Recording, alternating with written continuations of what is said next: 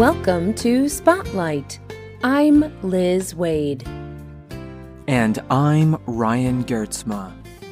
Spotlight uses a special English method of broadcasting. It is easier for people to understand, no matter where in the world they live.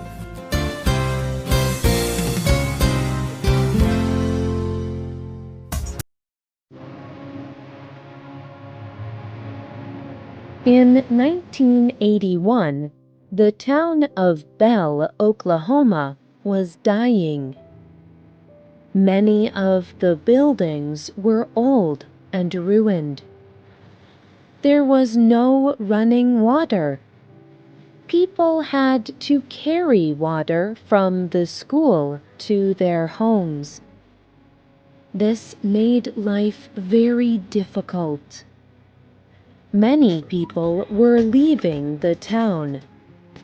No one thought they could make a good life in Bell. Then something changed. A woman named Wilma Mankiller arrived. She encouraged them to work together. The main need in Bell was water. But to get water, the community needed to build a pipeline. They needed to place long pipes under the ground. The pipes would carry water into Bell. Usually, big machines dig and place the pipes. This costs a lot of money. Instead, Mankiller encouraged people to dig the pipeline themselves. Local people helped to dig. They carried pipes. After 8 months, they had running water. But they had more than this. They had pride in their community. And they continued to do more community projects. This was just one of Wilma Mankiller's projects. Wilma Mankiller did many wonderful things in her life. She even became the leader or chief of the Cherokee Nation. Today's spotlight is on Chief Wilma Mankiller. The Cherokee are the largest tribe of Native people in the United States. In 2010, there were over 300,000 Cherokee people in the U.S. They have their own government called the Cherokee Nation. Wilma Mankiller's father was Cherokee. Her mother was from Europe. Wilma was born in 1945. She grew up in Tahlequah, Oklahoma, in the United States. Most of the people who live in this area are Cherokee. The Mankiller family lived here until Wilma was 11 years old. At that time, the U.S. government had a new program for Native American people. They offered them jobs in the cities. The Mankiller family moved to California. There, Wilma Mankiller got married and had 2 daughters. But life in California was difficult. The living conditions were not very good. In 1969, Mankiller saw student groups protesting the government. They hoped to change government policies. Her family also got involved. This changed her life. In a speech at Sweetbriar College, Mankiller told how this changed her life. From that point on, I became very, very interested. I learned skills because I wanted to help my own people. So I learned how to organize things. I learned how to do paralegal work. People encouraged me to go to college. Mankiller went back to school. During this time, her marriage ended, and she decided to move back to her hometown of Tahlequah.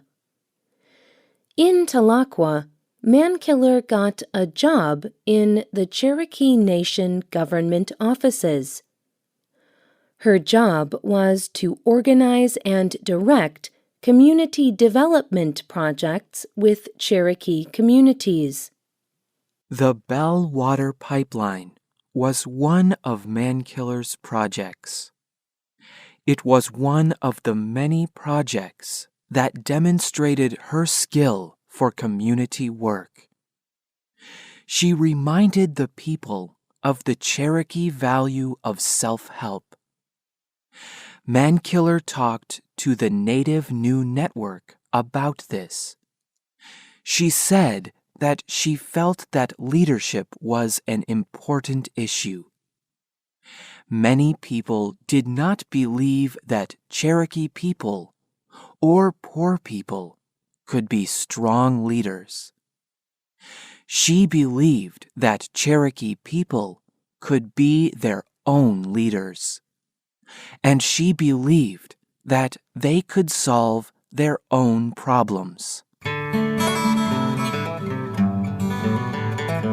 During the Bell Water Project, Mankiller met a man named Charlie Soap. A few years later, they were married. Soap encouraged her to keep using her skills to help the Cherokee people. Mankiller had a new opportunity to do this in 1983. She was asked to run for election as the deputy principal chief. This was the second leader of the Cherokee Nation. No woman had ever had such a high position in the Cherokee Nation. Mankiller wrote about these experiences in a book about her life. I remember a man standing up in a meeting and telling me, "All the tribes will laugh at the Cherokee Nation if we elect a woman." There were many people against me. But I was elected to serve a 4-year term as the first female deputy principal chief in Cherokee history. I thought this was the highest place I would reach in tribal government. But I was elected to serve as principal chief in 1987. I was the first woman to hold that position.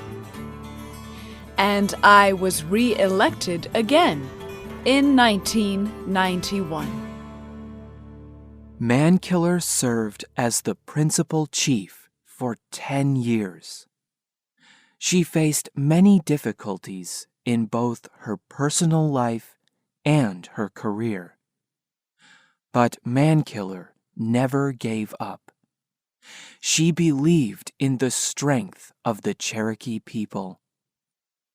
In a speech, she used the word tenacious. She believed that her people would not stop. They were determined. She said, "Our people are very tenacious, and it was that tenacity that I saw as a strength we could build on. Another positive thing I saw was our attention to culture and history and heritage. Another thing I saw was great leadership in our communities.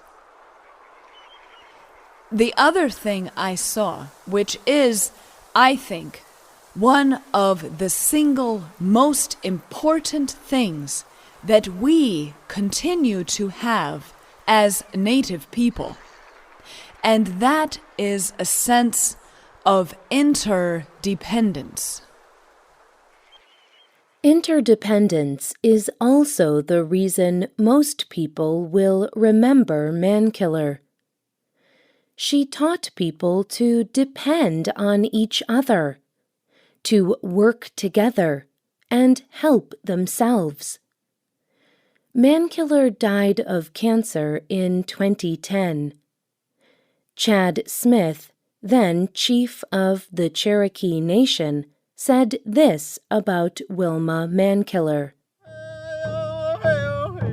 We are better people and a stronger tribal nation because of her example of Cherokee leadership, humility, grace, determination, and decisiveness. When we become discouraged, we will be encouraged by remembering how Wilma continued on through so many trials and difficulties. Charlie Soap is also honoring Mankiller's work. He is helping to make a film about Mankiller's life. In an interview about this film, he explains why she is so important to the Cherokee people. I think it is important to remember her.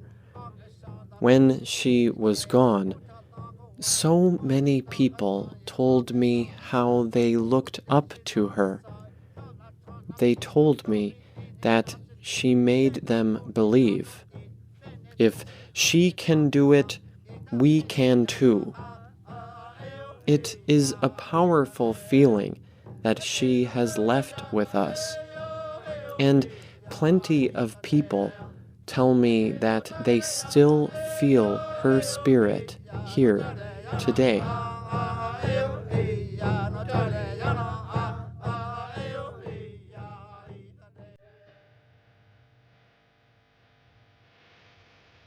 The writer of this program was Rena Dam. The producer was Luke Haley. The voices you heard were from the United States. All quotes were adapted for this program and voiced by Spotlight. You can find our programs on the internet at www.radioenglish.net. This program is called Chief Wilma Mankiller. We hope you can join us again for the next Spotlight program. Goodbye.